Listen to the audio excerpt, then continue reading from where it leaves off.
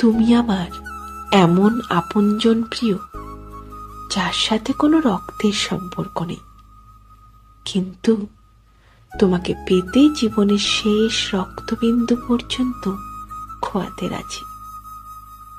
ব্যাস, তোমার এক পলকের দর্শন, আমি আবার তরতাজা। যদি তুমি জিজ্ঞেস করো প্রিয়, তোমায় কতটা ভালোবাসি, আমি এটাই বলতে পারি, দুনিয়ার কোনো কিছুর মূল্যের চেয়ে বেশি, নিজের চেয়েও বেশি। আমি তোমাকে ছাড়া কিছুই ভাবতে পারি না প্রিয়।